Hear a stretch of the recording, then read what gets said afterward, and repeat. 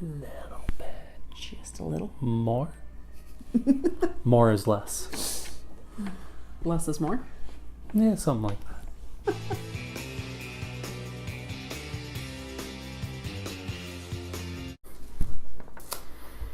How has your relationship with your husband been affected, good and bad? From Mandy. Now, Mandy, I'm going to flip this question and in general just say with your spouse so we can each answer it. As far as how our large family has affected our relationship for me, I think there are stresses, there are strains sometimes that come with so many kids and so many responsibilities. We've really had to work on and focus on how to communicate. And sometimes it's lacking. Yeah. Yeah. And when it's lacking, it gets kind of bad. But we've actually come to a point in our 16 and a half years of marriage that we recognize now when that communication is lacking. And we call each other out on it now. Used to be, we didn't call each other out in the best way. We just kind of blew up and turned into a fight, and then things got ugly a time or two or three. 4 or 5. Yeah, maybe. Know. No more than 10 though. Oh. Never over 10. We'll go with that. But I think we've grown so much together. And at this point, we were doing the math. We're coming up on having spent we're coming up to half of our lives together. You learn a lot about a person. Quite a bit. You may not always like all of it. It's like I know everything about her. He's not sharing any secrets. No, not this time.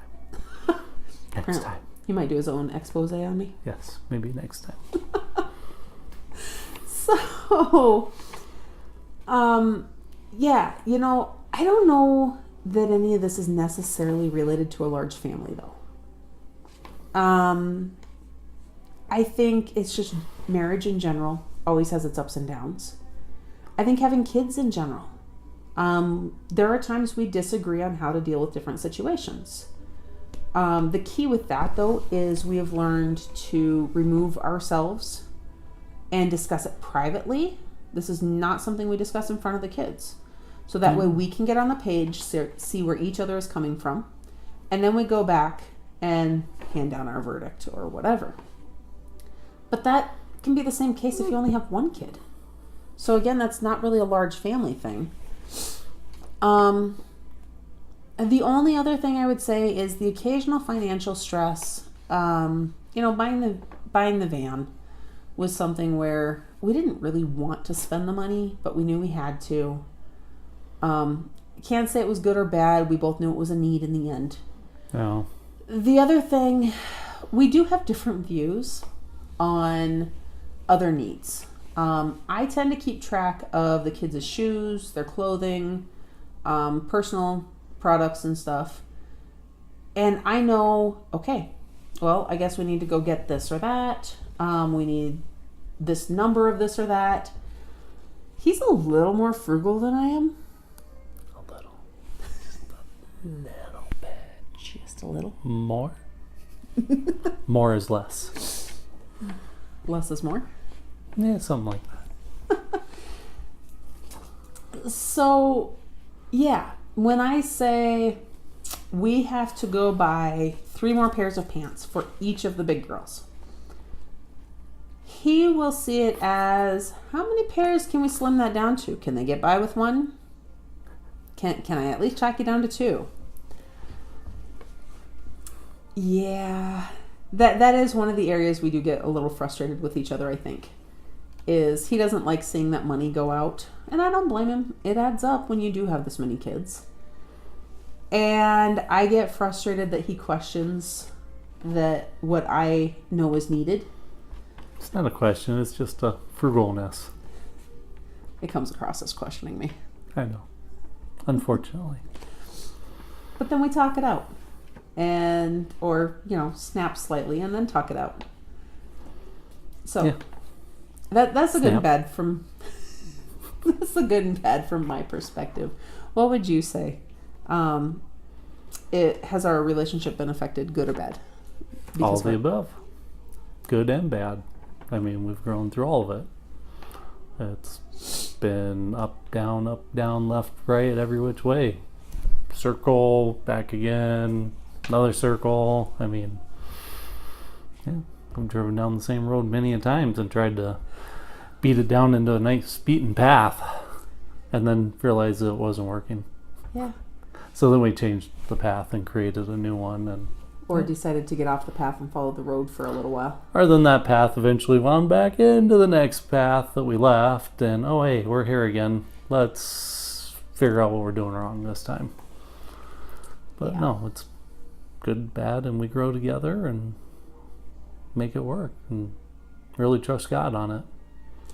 Yeah, I think faith anymore plays a big role and is why we've continued to succeed, because before faith fully came into our lives for both of us, I think we had a lot more struggles with everything, including parenting. No. Christina asked, do you have a ton of fights between the kids? No. Yes, but no. There's fighting, naturally. But I won't call it fighting even. There are disagreements.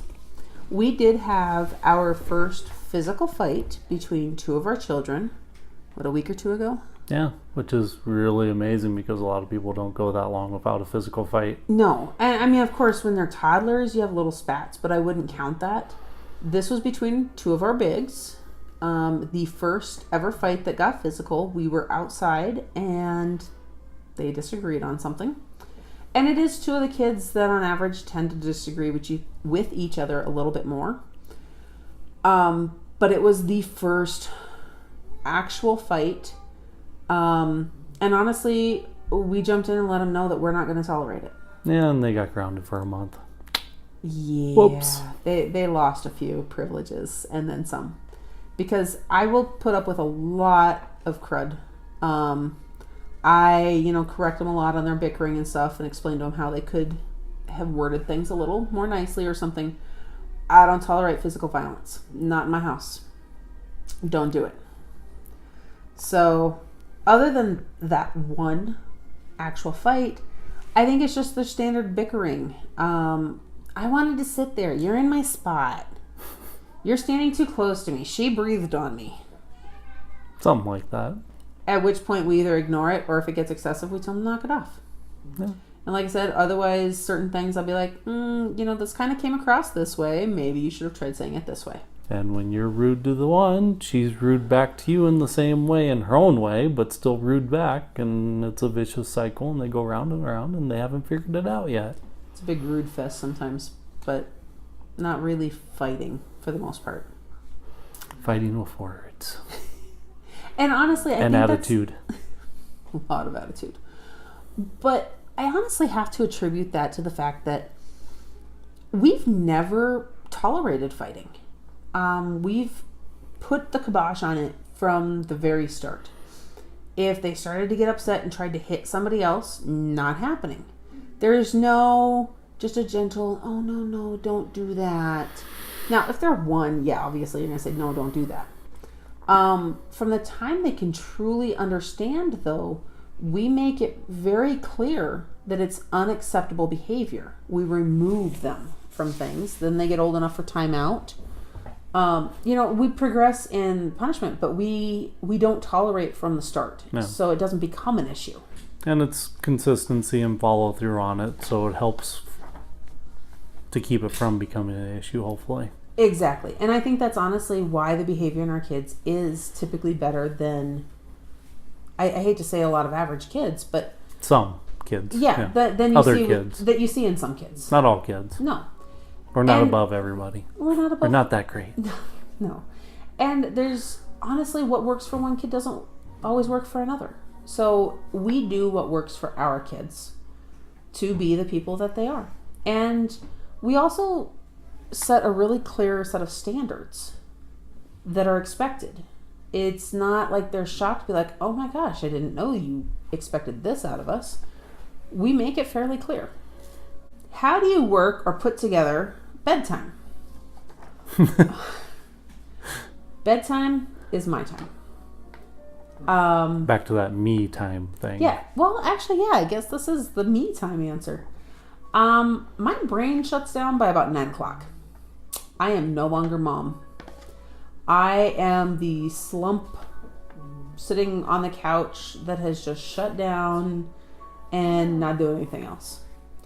So our 5-year-old and 3-year-old go down hopefully between 8 and 8:30. Sometimes it's been pushed closer to 9 or so. Just depends on what we're doing.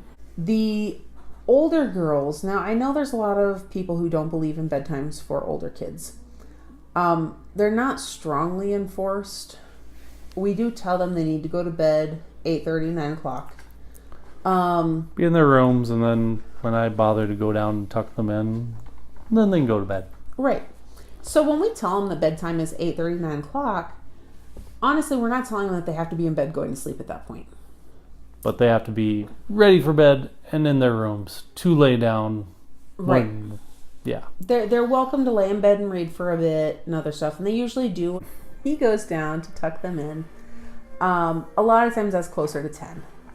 Now, the 10-year-old at this point is getting to stay up a lot later than the others got to at her age. I don't like them staying up that late, but they share rooms. So it makes it a little bit more difficult, which means the oldest does have to go to bed a little bit earlier than I would probably let her otherwise. Yeah. While the youngest of the 4 gets to stay up later than I would have let her otherwise. The 12-year-old and the 10-year-old should be going to bed a little bit earlier than the other 2. But again, getting them all to go to bed, stay to bed consistently gets a little difficult. So we really more so focus on consistent bedtime for the little ones, chasing the others to bed, and like I said, my brain shuts off. I turn to mush. And they've been reminded of that on a regular basis because they'll come up at 10 and try to start asking me questions about a project they're working on or something that requires thinking. And I do kind of melt down at them and let them know that Mom left. I am just the person sitting in her place. Don't bug me until tomorrow. So pretty much along the lines of what I tell them. And then once they're actually in bed, then we do whatever we want to do for us time or me time or whatever. Right. Till it's bedtime for us, which sometimes is late, sometimes is early. Just depends.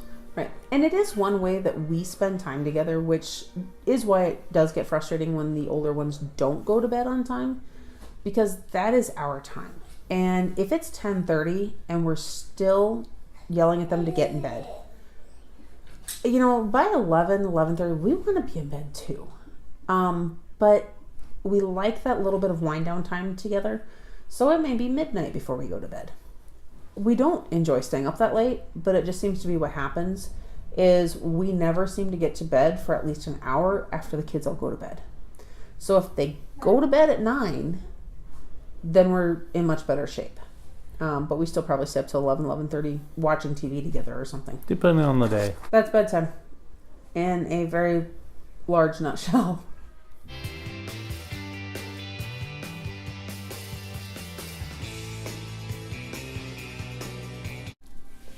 Unpause.